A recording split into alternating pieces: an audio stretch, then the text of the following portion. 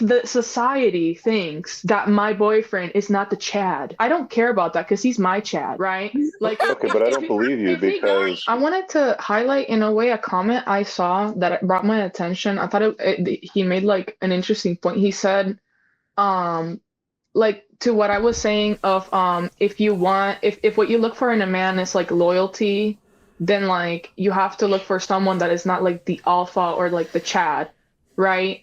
Um, and they said like, oh, like that's just admitting to settling down, like settling with like lower, like a No, lower value man or something.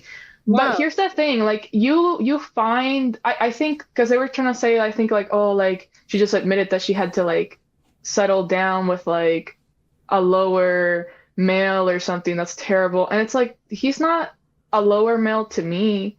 It's just being smart.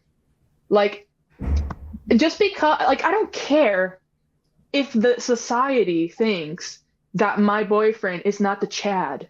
I don't care about that because he's my Chad, right? Like okay, but I don't believe you because you're trying to argue with a comment Yes, and defend your no. position. Mommy. well, it's like if he like I believe in it like this. Mommy, no. If he like got like paraplegic tomorrow, I'd stay with him. If he like committed a crazy crime, we even talked about this recently for some reason. Like you'd have to like be a serial killer for me to think like I'd have to leave you, right? Like this is like I found the guy that's like for me. Like I don't want the guy that's like if you want, I don't know.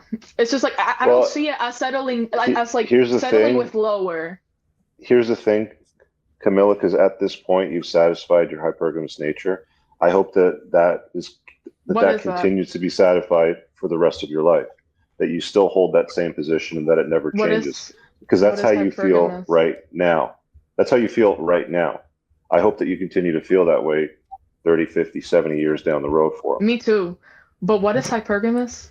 The Just means elevator. you've reached the top. You found the guy that every other guy on the planet. It's all we've been talking about. Like when finding the guy and everybody else is invisible to you. And you're absolutely right. This is actually what hypergamy really is. It's not about what everybody else thinks. Even though let's not kid ourselves.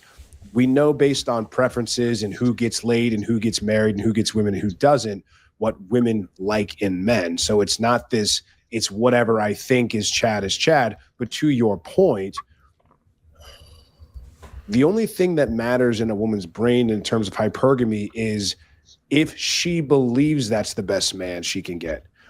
She may be able to get a better man. It doesn't. She might be able to get somebody else better objectively on a scale with money, income, body, smarts, whatever. But it doesn't matter if she thinks that's the guy.